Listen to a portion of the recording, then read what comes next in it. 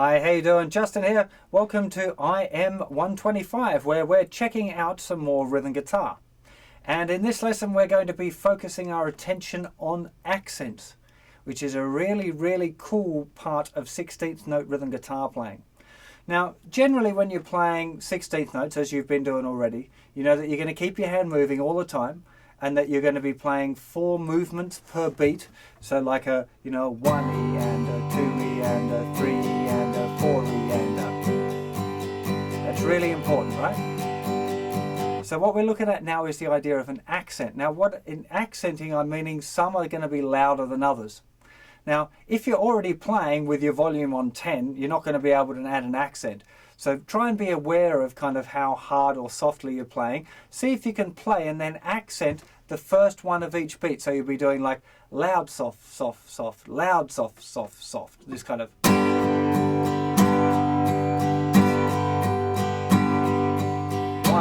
and a 2E and a 3E and a 4E and...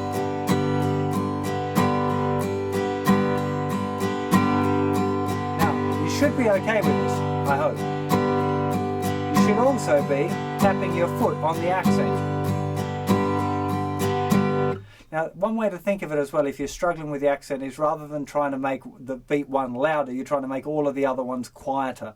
And a really good exercise is to just really hold your pick lightly, because that's a good way of kind of adjusting your volume, is how hard and soft you hold the pick. So if you hold the pick as lightly as you can without dropping the thing, and try and get the motion.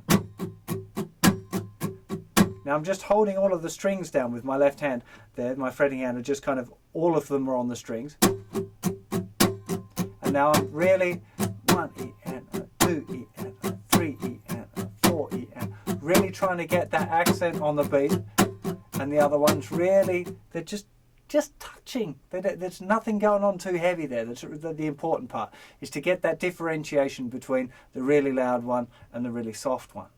And the bigger difference you can learn to make it, the better. You might not have a really loud accent and the others quiet. It might sound a bit weird, but you want to be able to. You want to be in control of what you're doing, So it's worth practicing that as well. Now, accenting kind of occurs lots of times when you're just playing regular patterns. Some will be a bit louder than others. That's just how it is. And that kind of, you should find that happens naturally, really. You shouldn't be trying to think about it too much in just regular strumming. But what you'll find is that you can actually use accents to make up a rhythm groove. The pattern we're going to be checking out today is a very commonly used one. It sounds really good, it's very useful, lots of ways of kind of varying it to fit whatever tune you're playing. So it's a little bit complicated. That's the only kind of the downside. I wanted to find a really good one, but the really good ones are generally a little bit harder. So don't be upset or freaked out if you don't get this one straight away. The trick here is to really learn it slowly. So let me just show it to you first. I'm going to use an open G chord, because using an open chord is a good thing when you're practicing your rhythm, because you're not freaking out over your bar or your hand's not getting sore or whatever, and you can really concentrate on your rhythm. So I'm going to use a G chord. Let me just play the pattern first. Something like this: 3, 4.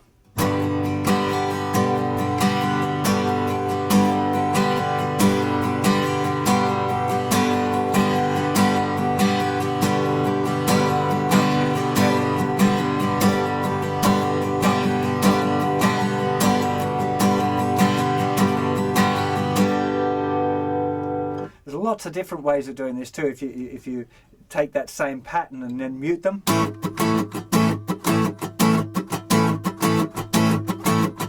Get a bit of that bow diddly rhythm, 1,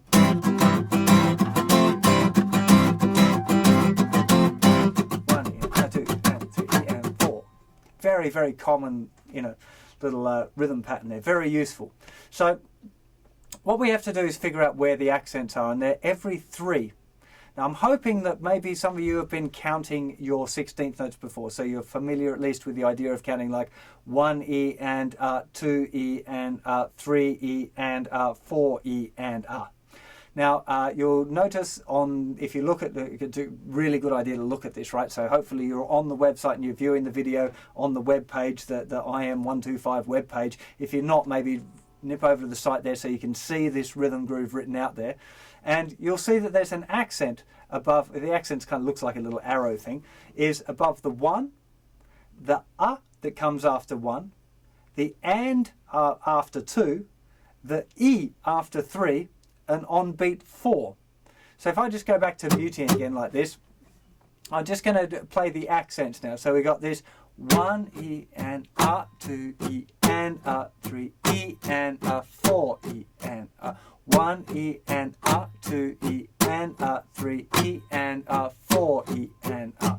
And what I'm just doing is a really great way for you to practice doing it, rather than trying to just do it with the chord right away. If you do it with the muted strings, it keeps it quieter, allows you to concentrate more on the rhythmic aspect of the pattern rather than thinking just about the notes. I know you would be thinking about the rhythm anyway, but as soon as the chord's there, it kind of muddles things up for the ear or something. But it definitely, people learn it quicker if they've got their hand covering the strings there. So I'll say it again now. If you can, maybe join in with me.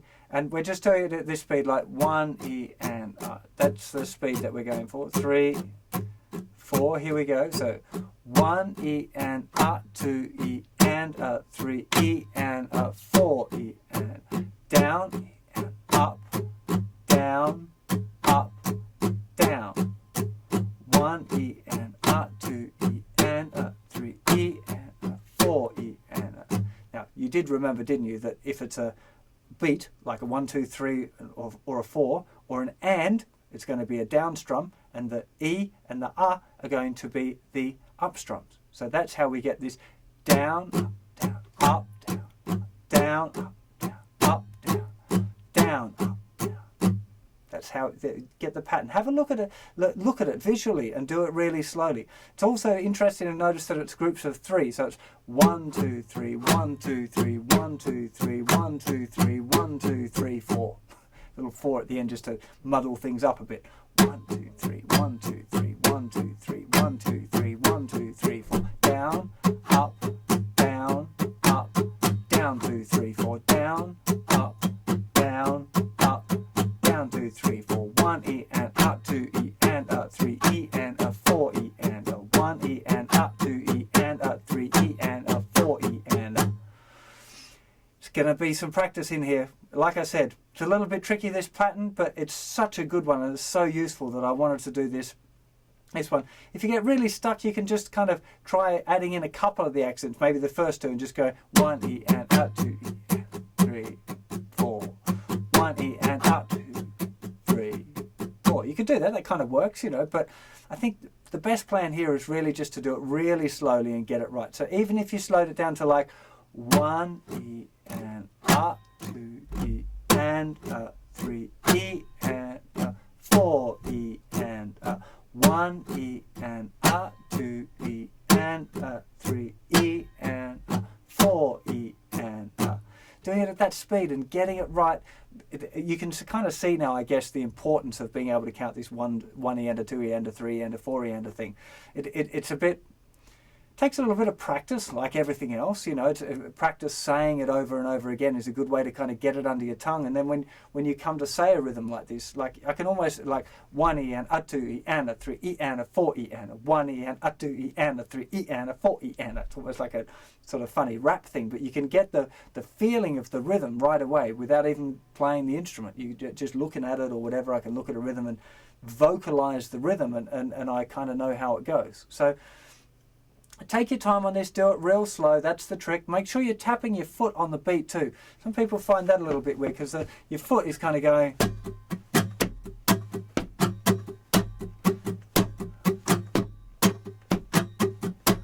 Sometimes a little bit odd feeling when you start if you're not used to, if your foot's not on autopilot yet.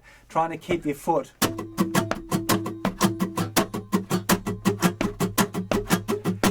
try to keep that foot really consistently on the beat while you're doing an accent pattern which is all over the beat, then it's a little bit tricky, but it just takes practice.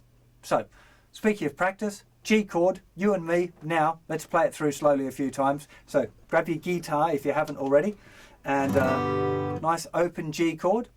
And I'm going to count you through it a few times. We'll just do it for a minute or something just to get used to it, because it can be kind of helpful to be playing it. You know, if I'm doing a private one-on-one lesson or whatever, then I sit there and play it with the student for a while. So let's see if we can do that. So hopefully you've got your guitar right now and you're in tune and stuff. Hopefully I'm in tune. Yes, good. So here we go. So 3 E and 4 E and 1 E and 2 E and